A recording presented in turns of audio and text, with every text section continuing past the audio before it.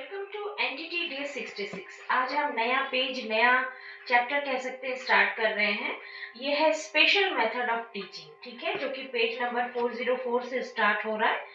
आज हम 404 से 409 पेज तक करेंगे। इसमें हम टीचिंग के लिए जो स्पेशल मेथड्स लाए गए हैं उसके बारे में हम डिस्कस करने वाले हैं। So without wasting much time, let's start today's class.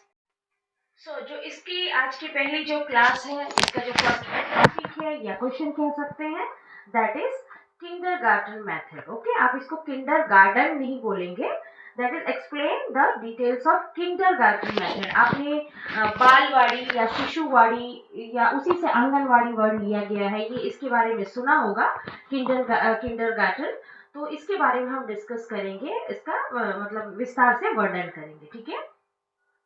Kindergarten का अर्थ जो है वो है जर्मन। ये एक जर्मन शब्द है, जर्मन भाषा का शब्द है, जो दो शब्द से मिलकर बना है। एक है किंडर और दूसरा गार्टन, ठीक है। Kinder is related to kid आप कह सकते हैं, और garten is related to garden, ठीक है, या जिसे हम हिंदी में बाल उद्यान कहेंगे।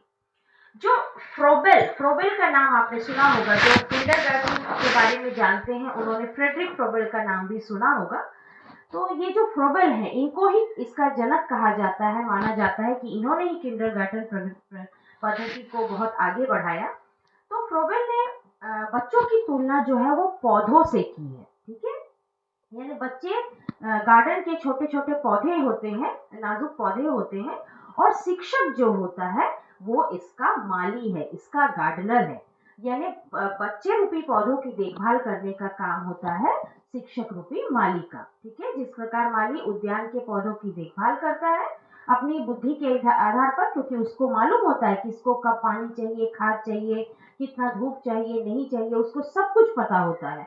तो उसी अपने ज्ञान की सहायता से वो पौधों की देखभाल करता है। उसी प्रकार शिक्षक भी स्कूल में उपयुक्त वातावरण का निर्माण करके, यानी बच्चे को जैसे एनवायरनमेंट की आवश्यकता होती है वैसा शिक्षक को क्लासरूम एनवायरनमेंट डेवलप करना चाहिए। तो उसका निर्माण करके वो बालक के नेचुरल डेवलपमेंट में अपना सहयोग देते हैं। अब हम आएंगे किंडरगार्टन की विशेषता पर। किंडरगार्टन एक लघु समाज, यानी एक छोटा सा, आप कह सकते हैं कि इतने सारे बच्चे जब आपके पास आते हैं, ये बच्चे समाज का ही अंग होते हैं। तो ये एक हमारे पास एक छोटा सा समाज, एक कम्युनिटी आती है हमारे पास, जिसमें बच्चों का एक समूह होता है, जिसका मतलब आस वातावरण खेल, समाज तथा स्वतंत्रता से भरा पड़ा होता है। यानी जहाँ पर बच्चा आया है किंडरगार्टन में, या आपके पास जहाँ पर आया है, वहां पर बच्चे को स्वतंत्रता मिलनी चाहिए। वो खेल खेल में सीखे, यानी उसको एक सब ऐसी चीजें मिलनी चाहिए जहाँ पे वो खेल के थ्रू सीख सके। उसको एक अच्छा समाज, यानी आसपास में जो लोग हैं, कम्युनिटी है, वो अच्छी मिलनी चाहिए, और जहाँ पर उसको इंडिपेंडेंस हो अपनी मर्जी से कुछ भी करने का, एक्टिविटीज करने का, ठीक है। यह खेल, सहयोग और आत्म अभिव्यक्ति के अन्य साधनों द्वारा, यानी कि खेल के द्वारा, एक दूसरे से कोऑर्डिनेशन या हेल्प या सहयोग के द्वारा, और आत्म अभिव्यक्ति यानी अपने आप को जब आप किसी के सामने एक्सप्रेस करते हैं, दैट इज कॉल्ड आत्म अभिव्यक्ति। यानी बच्चे को झिझक नहीं होनी चाहिए, उसके अंदर जो कुछ भी है वो सामने रख सके, अपनी अभिव्यक्ति कर सके। कि इन सब साधनों के द्वारा बच्चे को अपनी क्रिएटिव जो उसकी स्ट्रेंथ होती है उसका प्रयोग करके अपने कैरेक्टर को, अपने जो पर्सनालिटी है उसको डेवलप करने का जो निर्माण करने का एक जगह मिलती है, जहाँ पर वो सत्य यानी ट्रूथ, यानी हमेशा सच्चाई का साथ देना, यानी ये जो मॉरल वैल्यूज हैं, न्याय है, यानी जस्टिस जो होता है, और जो उत्तरदायित्व या कि जो उसकी रिस्पॉन्सिबिलिटी है, इन सब गुणों को सीखता है, सीख सके जहाँ पर, और सामाजिक जीवन के कुछ मूल्यों और विधियों को जानने का अवसर, यानी समाज में रहने के गुण जिसे आप कह सकते हैं, वो उसे वहां पर सीख सकता है, ठीक है। अब हम थोड़ा सा फ्रेडरिक फ्रोबेल, जो जिन्होंने किंडरगार्टन पद्धति को आगे लेकर गए हैं, उनके बारे में हम पढ़ेंगे। फ्रोबेल की शिक्षा को एक महान देन, फ्रोबेल ने शिक्षा को, यानी जो एजुकेशन कह सकते हैं, उसको एक महान देन दी है। यानी ये किंडरगार्टन जो एस्टैब्लिश करके उन्होंने शिक्षा जगत को एक बहुत बड़ी उपलब्धि दी है। फ्रोबेल संसार के महान एजुकेशनिस्ट या शिक्षा शास्त्री कहे जाते हैं। इनका प्रारंभिक जीवन कैसा था देखिए, ठीक है। फ्रेडरिक विल्हेम ऑगस्ट फ्रोबेल, ये उनका फुल नेम है, जिन्हें फ्रेडरिक फ्रोबेल के नाम से जाना जाता है। इनका जन्म साउथ जर्मनी के एक गांव ओबरवियसबैक में, साउथ जर्मनी के एक गांव में हुआ था 21 अप्रैल 1782 में, ठीक है। फ्रोबेल अपनी प्रारंभिक किशोरावस्था में अपेक्षित रहा, यानी कि इनका जो अर्ली चाइल्डहुड पीरियड था वो बहुत इग्नोर्ड था, नेग्लेक्टेड था, बहुत दुखी थे वो, दुखपूर्ण और शोकपूर्ण, यानी उनके पास जो भी मेमोरीज थी वो बहुत दुख से भरी थी, शोक से भरी थी। इन स्मृतियों ने उन्हें बच्चों के जीवन को अधिक सुखी बनाने की प्रेरणा दी। यानी उन्होंने अपने चाइल्डहुड पीरियड में जो तकलीफें सही थी उसको देखते हुए उनके मन में ये विचार आया कि बच्चों का जो चाइल्डहुड होता है वो अच्छा होना कितना जरूरी है। तो जो चीज उन्होंने सफर की वो चाहते थे कि कोई और बच्चा सफर ना करे। तो उनका एकमात्र ध्येय ये था कि बच्चों की जिंदगी को अच्छा बनाना है, उनके लाइफ से जो प्रॉब्लम्स हैं उनको दूर करने के लिए, उन्होंने अधिक सुखी बनाने के लिए उन्होंने काम करना शुरू किया। जब वह 9 महीने के थे, यानी 9 मंथ के थे, तब उनकी माँ का देहांत हो गया था। उनके पिता ने दूसरी मैरिज की और ऑब्वियसली जब स्टेप मदर आई तो उनके बच्चे को, मतलब फ्रोबेल को उतना प्यार नहीं मिला। उस समय की जो कल्चर था, जो समाज था, वो अलग ही किस्म का था, तो उनको उतना प्यार नहीं दिया गया। स्टेप जो मदर थी बहुत बुरा व्यवहार करती थी उनके साथ में। तो सौतेली माँ के व्यवहार ने फ्रोबेल के जीवन को और अधिक सुखी बना दिया था। वह प्राकृतिक सौंदर्य की ओर आकर्षित हुआ। घर में उनको बहुत जैसे लड़ाई झगड़े, मार पड़ती थी, बहुत काम करना पड़ता था, तो वो जब भी टाइम मिलता था भागकर आसपास के, मतलब जंगल, उनके घर के आसपास थोड़े जंगल या हरियाली पेड़ पौधे थे, वहां पर चले जाते थे, वहां बैठे रहते थे और वहां रहने वाले जैसे चिड़ियों की चहचहाट, इन सब चीजों से बहुत रिलेट करते थे अपने आप को। तो प्राकृतिक सौंदर्य की तरफ वो आकर्षित हुए। ऊंचे पहाड़, वृक्ष, फूल, बादल, ये सब उनको अपने साथी लगने लगे, क्योंकि लाइफ में वो बहुत अकेले थे। तो उन्होंने इन्हीं सभी चीजों को अपना साथी समझना शुरू कर दिया, क्योंकि उनका अपना जीवन बहुत उपेक्षित था, बहुत इग्नोर था, नेग्लेक्टेड था, प्यार नहीं करता था कोई उनको, ठीक है। अतः उन्होंने अपना सारा जीवन जो है वो बच्चों की खुशी में लगा दिया, क्योंकि बच्चे जब वो थे तो बहुत ज्यादा दुखी उन्होंने अपना जीवन जिया था। वो नहीं चाहते थे कि बाकी के बच्चे भी ऐसा जीवन जिए, तो उन्होंने ये डिसाइड कर लिया था कि मैं जो कुछ भी करूंगा लाइफ में, बच्चों की लाइफ को अच्छा बनाने के लिए करूंगा।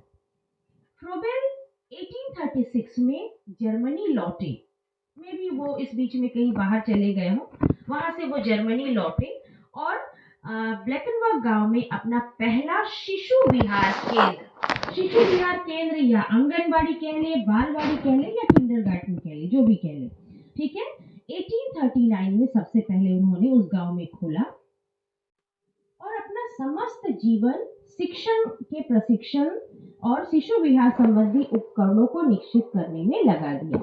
शिक्षण के प्रशिक्षण यानी जहाँ जहाँ पर स्कूल्स थे वहाँ के टीचर्स को उन्होंने ट्रेनिंग देना शुरू किया और उसके लिए यानी आंगन शिशुवाड़ी या बालवाड़ी जो भी हो, वहाँ पर बच्चों को पढ़ाने के लिए जो नए उपकरण की आवश्यकता उन्होंने महसूस की, उसको बनाने और लोगों को उसकी ट्रेनिंग देने में वो जुट गए। दुखद अंत यानी इनके लाइफ का कह सकते हैं, लाइफ बहुत ही मिजरेबल रही थी उनकी और उसकी एंडिंग भी वैसी ही थी। जर्मन सरकार ने फ्रोबेल के विचारों को नहीं माना, यानी वहाँ की जो सरकार थी उनको ये पसंद नहीं आता था कि एक बच्चे को खिलौने के थ्रू और ये सब चीज़ों के थ्रू जो वो चाहते हैं कि ये करेक्शन हो एजुकेशन सिस्टम में, वो उनको जर्मन जो सरकार थी उनको पसंद नहीं आ रही थी। तो और उन्होंने इनको फ्रोबेल को और ज़्यादा शिक्षा केंद्र जो थे उसको खोलने से मना कर दिया कि नहीं, आप कोई और शिशु विहार या बालवाड़ी जो है वो नहीं खोल सकते। यह फ्रोबेल जैसे एक अच्छे अध्यापक के लिए गहरा धक्का था। उनको बहुत दुख हुआ, बहुत बुरा लगा। वो तो एजुकेशन के फील्ड में और बच्चों की जिंदगी में खुशियां भरना चाहते थे, लेकिन जर्मन जो सरकार थी उनको पसंद नहीं आया, तो उनको इस चीज का बहुत गहरा आघात लगा, वो सहन नहीं कर पाए और 1852 में काफी सफरिंग के बाद उनका जो था वो डेथ हो गया। It was a great loss for the world. Okay, अब हम पढ़ेंगे फ्रोबेल की प्रकाशित कुछ रचनाएं। यहाँ पर जो 4 बुक के नाम दिए गए हैं, कुछ उसमें करेक्शन है, मैं अलग से इसको बता रही हूँ। बुक के नाम आप नोट करके रख लीजिएगा। इसमें नेम्स हिंदी में दिए हुए हैं, उसी का ही जो इंग्लिश नेम है, जो इस नाम से उन्होंने बुक लिखी है, वो मैंने यहाँ पर लिख दिया है। इसके अलावा भी बहुत सारी बुक्स लिखी है उन्होंने। तो बुक्स बाय फ्रेबेल में पहला है द एजुकेशन ऑफ मेन, दूसरा इन्वेंटिंग किंडरगार्टन, थर्ड है mother's songs games and stories, और फोर्थ है एजुकेशन बाय डेवलपमेंट। ओके, इसके अलावा भी उन्होंने बहुत सारी ऐसी बुक्स लिखी हैं जिनसे हमको उनके लाइफ के बारे में पता चलता है। अब आते हैं हम फ्रोबेल की शिक्षा संबंधी विचार। सबसे पहले शिक्षा का उद्देश्य, ठीक है, शिक्षा का उद्देश्य बालक के मस्तिष्क को शब्द ज्ञान से भरना नहीं है। वो कहते थे कि शिक्षा देने का मतलब ये नहीं है कि बहुत सारी चीजें एकदम रट्टा मार के आप बच्चों को सिखा दें, बल्कि शिक्षा का उद्देश्य यह है कि बच्चा विषय में अनेक रूपता में एक रूपता को समझने के योग्य हो। यानी बच्चे को नॉलेज हो कि क्या अलग अलग सब्जेक्ट्स हैं, लेकिन सभी में ही कुछ न कुछ ज्ञान छुपा हुआ होता है। अनेकता में अनेक रूपता में एक रूपता, यानी रूप अलग अलग हैं, लेकिन सेंस सभी का एक ही है, यानी कि ज्ञान देना, नॉलेज देना। ठीक है। सेकंड है बच्चे की प्रकृति के अनुसार शिक्षा, यानी बच्चा शिक्षा जो है वो बच्चों के अनुसार और उनकी आवश्यकताओं के तालमेल के अनुसार हो सके, यानी उनको जो जरूरत है उस बात की शिक्षा दी जाए। थर्ड जो है, इसका जो हेडिंग है वो भी सेम दे दिया गया है, बच्चे की प्रकृति के अनुसार शिक्षा। तो देखते हैं इसमें आगे क्या लिखा हुआ है। फ्रोबेल ने शिक्षा के सामाजिक पहलू, यानी यहाँ पर हो सकता है कि बच्चों का माने शिक्षा के सामाजिक पहलू पर जोर या बल कह सकते हैं आप, ये हेडिंग आप बना सकते हैं। ठीक है, तो फ्रोबेल ने शिक्षा के सामाजिक पहलू पर बल दिया। उनका विश्वास था कि घर, शिक्षालय यानी विद्यालय, धर्म और राज्य इत्यादि सामाजिक अभिकरण भी बच्चे का विकास करते हैं, यानी कि बाकी सारी चीजें, यानी घर में भी बच्चे का विकास होता है, स्कूल में भी होता है, धर्म भी जो है वो विकास करती है, राज्य मीन्स एक देश से कितनी चीजें हम सीख लेते हैं, यानी ये सारी चीजों से ही बच्चों का विकास होता है। फोर्थ है क्रिया द्वारा शिक्षा, एक्टिविटी द्वारा, है ना, एक्टिविटी करके शिक्षा लेना। शिक्षा का मुख्य साधन बच्चे की अपनी क्रियाशीलता है, अपनी एक्टिविटी है। खेल कूद बच्चे के विकास का अनिवार्य हिस्सा है। बंधन मुक्त यानी बिल्कुल फ्री और स्वच्छंद, यानी उसको किसी तरह का डर ना हो। प्राकृतिक वातावरण जो है वही उसी से ही बच्चों का विकास होगा और खेल कूद के द्वारा ही बच्चों का विकास संभव होगा। ठीक है, इसके बाद है कल्पना शक्ति का विकास, इमेजिनरी जो स्ट्रेंथ होती है बच्चों में, इमेजिनेशन। ठीक है, बच्चे की कल्पना शक्ति को प्रेरित करने के लिए उनसे गीतों तथा हाव भाव तथा रचनात्मक कार्यक्रमों को निर्धारित किया जाए, यानी कि इमेजिनेशन, बच्चे क्या सोच रहा है तो उनको अपनी इमेजिनेशन को क्रिएट करने के लिए उनको गाने दिए जाए, नाटक दिए जाए, हाव भाव जो होते हैं, जो कि नाटकों के थ्रू, ड्रामा के थ्रू वो दिखा सकें, और अदर जो क्रिएटिव स्किल जो होती है उनके थ्रू बच्चे को सीखने देना चाहिए या सिखाना चाहिए। नेक्स्ट है स्कूल, एक बाग के रूप में, बगिया के रूप में, उद्यान या गार्डन के रूप में, है ना। जैसे उन्होंने कहा है कि अध्यापक एक माली है जो बच्चों का फूलों के समान पोषण करता है, देखभाल करता है, ताकि वांछित रूप से पूर्ण और स्वच्छंद विकास हो सके, यानी बच्चे का ओवरऑल डेवलपमेंट अच्छे से हो सके। शिक्षक अपने प्रयत्नों द्वारा बच्चों की सहायता करता है जो कि अपने स्वभाव के अनुसार उन स्तरों तक पहुंचने के लिए प्रयत्नशील हैं जिनसे कि वह अगर उसको वो वातावरण न मिले तो वंचित रह सकता है।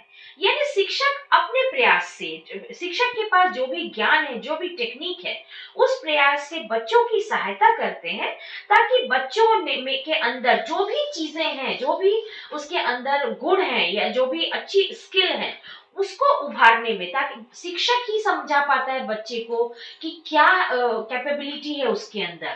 तो जब शिक्षक बच्चे को समझा पाएगा और उसके अंदर की स्किल को निखारने के लिए, डेवलप करने के लिए टीचर सहायता करेगा, तभी तो जाकर बच्चा उस चीज में एक्सेल करेगा, यानी उस चीज में आगे बढ़ेगा, है ना, उसमें फ्लोरिश करेगा, उसमें नाम कमाएगा।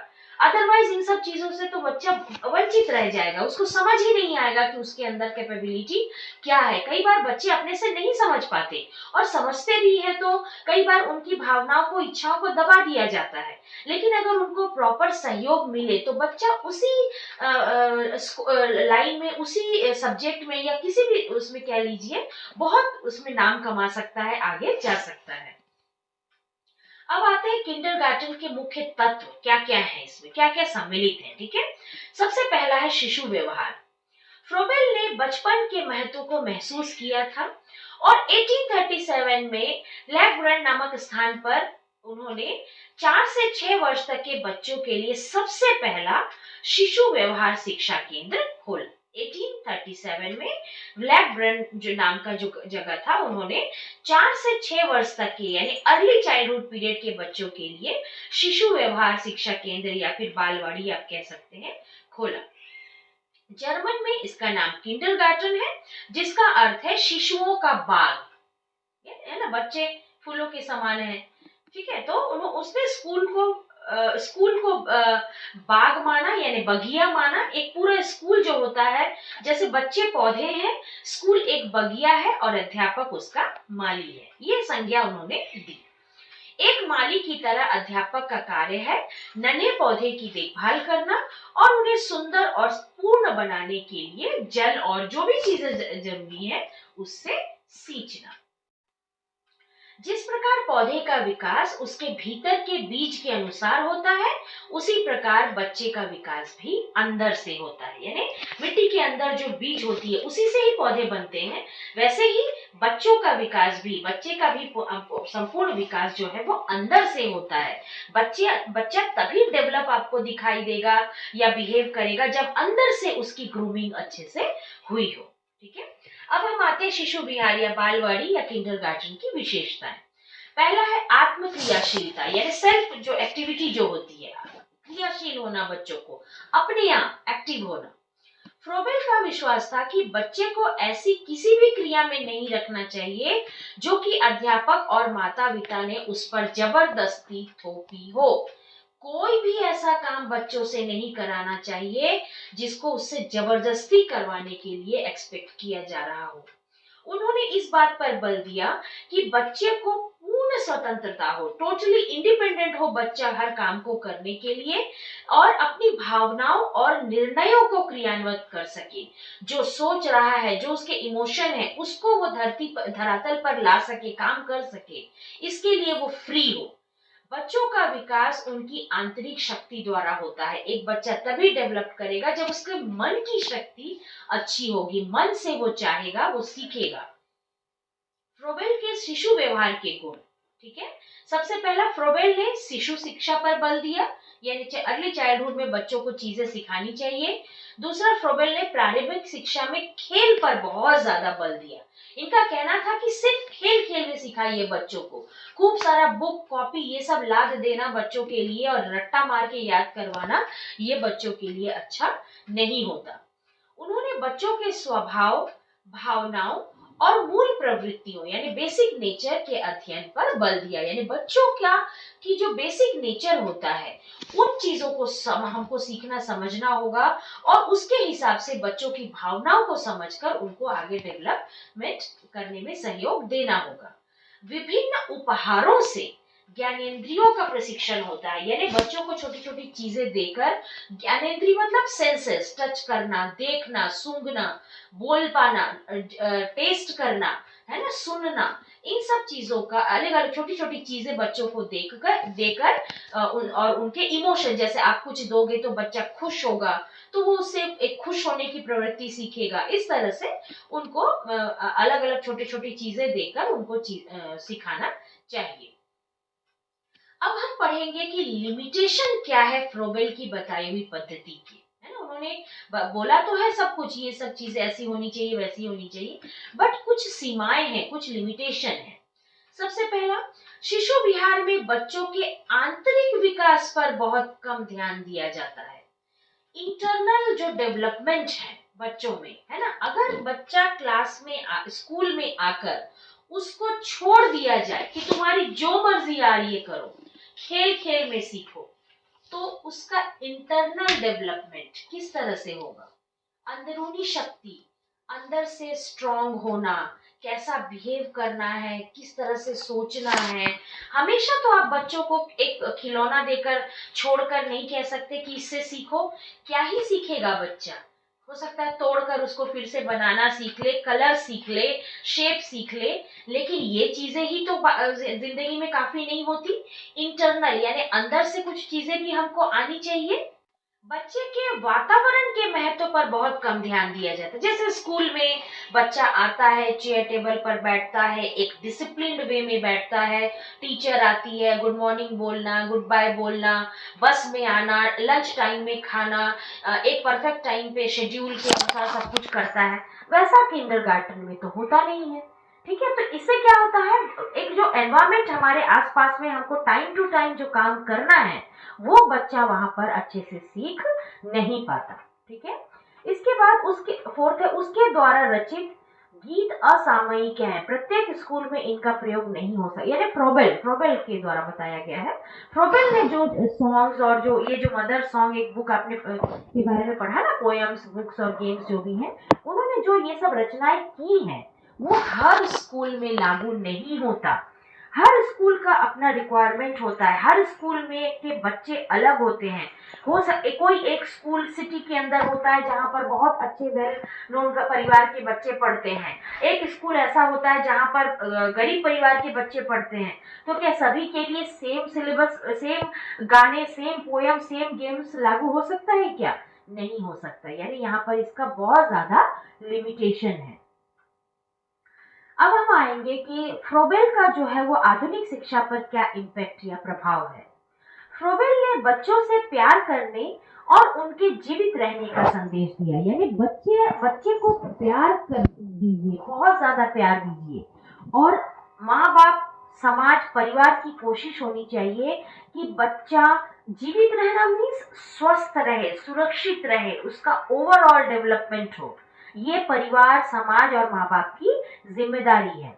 छोटे छोटे बच्चों के लिए स्कूल जेलों के समान ना रहे, यानी जेल जैसा महसूस ना हो बच्चे को स्कूल में, और न ही बच्चे निष्क्रिय श्रोतागण ही रहे, यानी टीचर बोल रही है और बच्चे बैठ के टेबल पे सुन रहे हैं, सिर्फ सुन रहे हैं, कोई एक्टिविटी नहीं, कुछ नहीं। एक के बाद एक पीरियड चेंज हो रहे हैं, टीचर आ रही है, ब्लैक बोर्ड पे लिख रही है, नोट्स बनवा रही है, याद करवा रही है, होमवर्क दे रही है, चली जा रही है। ऐसा नहीं होना चाहिए। इसमें कोई संदेह नहीं है कि प्रचलित आधुनिक जो शिक्षा पद्धति है, इनके मूल में फ्रोबेल की विचारधारा ही काम करती है। ऑब्वियसली हम देखते होंगे छोटे बच्चों को हर स्कूल में ही खेल खेल के थ्रू समझाया सिखाया जाता है, बहुत सारे टीचिंग एड्स यूज किए जाते हैं, नेचर के आसपास फूल पत्तियां पौधे, ये सब सारी चीजों से हम सिखाने की कोशिश करते हैं। तो हम कह सकते हैं कि आज का जो आधुनिक जो शिक्षा सिस्टम है, एजुकेशनल सिस्टम है, वो कुछ हद तक फ्रोबेल के ही विचारधारा से ली गई है। आधुनिक शिक्षा के अग्रलिखित प्रमुख तत्वों को फ्रोबेल ने प्रभावित किया। यानी फ्रोबेल से हमने क्या क्या लिया अपने न्यू एजुकेशन सिस्टम में, वो ये है। सबसे पहला है स्कूल की नई धारणा है। आप देखिए, जब हम सब स्कूल में थे तब स्कूल कैसा होता था, आप समझ सकते हैं, और आज स्कूल कैसा होता है ना। हम आज के जमाने में स्कूल की बिल्डिंग, सुंदर बिल्डिंग, बहुत अच्छे टेबल, बच्चों के लिए टेबल चेयर होते हैं, वो अलग अलग डिजाइन के, मिकी माउस और इन सब कैरेक्टर्स के, colourful classes, charts, placards, audio visual चीजें, कितनी चीजें बदल गई हैं, कितना कुछ बदल गया है। हमारे जमाने में था क्या ऐसा? बिल्कुल नहीं था। हमने ट्रेडिशनल वे में टीचिंग लर्निंग किया था, ठीक है। तो आधुनिक जो अभी स्कूल बन गए हैं, ये काफी हद तक फ्रेबेल की ही जो विचारधारा थी उनसे उन्होंने लिया है इस सारे कंसेप्ट को। आधुनिक स्कूलों को सहकारी संस्थाएं समझा जाता है। सहकारी मतलब जहाँ पर पूरे समाज का ही जो है हेल्प हो और सब मिलजुल कर काम करें। सेकेंड है ज्ञानेंद्रियों का प्रशिक्षण, सेंसेस का प्रशिक्षण, इमोशन, सेंसेस यानी हमारी जो ज्ञान इंद्रियां होती हैं, जो हमें पढ़ा ना, सूंघने की शक्ति, सुनना, बोलना, टच करना, टेस्ट करना। तो बच्चों की विभिन्न इंद्रियों के प्रशिक्षण के लिए फ्रोबेल ने उपहारों का आयोजन किया। इन्हीं उपहारों की सहायता से फ्रोबेल बच्चों को आकार, रंग, रूप, संख्या आदि का ज्ञान करवाना चाहते थे। तो ऑब्वियसली आज भी ऐसा ही होता है। हम स्कूलों में बच्चों के छोटे छोटे बच्चों के लिए अलग अलग चीजें, ब्लॉक्स, क्या क्या चीजें नहीं रखते स्कूल वाले, ताकि बच्चे उनको छू कर, देख कर, सूंघ कर, समझ कर, रिकॉग्नाइज करके उन चीजों को समझ सके। इसके बाद है खेल के द्वारा शिक्षा। फ्रोबेल का विश्वास था कि आत्मविश्वास के लिए खेल का सर्वोच्च स्थान है। यूजुअली कहा जाता है अगर आप कोई गेम खेलते हैं, खिलाड़ियों का आत्मविश्वास सबसे बड़ा होता है, क्योंकि वो जानते हैं हार जीत, चोट लगना, गिर जाना, ये क्या होता है। कहा जाता है कि जो खिलाड़ी होते हैं वो सबसे ज्यादा आत्मविश्वासी होते हैं। तो यही फ्रोबेल का भी मानना था कि खेल खेल में समझाइए बच्चों को, खेल से ही बच्चा समझेगा, सब कुछ समझेगा, सब कुछ सीखेगा। हारने से नहीं डरना है, हमेशा नहीं जीत सकते, कभी हम पीछे भी आ सकते हैं, कभी हम आगे बढ़ेंगे, हाँ मेहनत करेंगे तो हमें फर्स्ट आएंगे, ये चीजें खेलों से ही सीख सकते हैं हम। तो उन्होंने स्कूल के कार्यक्रम में खेल कूद को बहुत प्रमुख जो है वो स्थान दिया है। तो इसके बाद हम नेक्स्ट क्लास में स्टार्ट करेंगे। That's it for today. Hope आपको समझ में आया होगा। जरूरी चीजों की नोट्स बना के रखिएगा। So till then, goodbye, take care.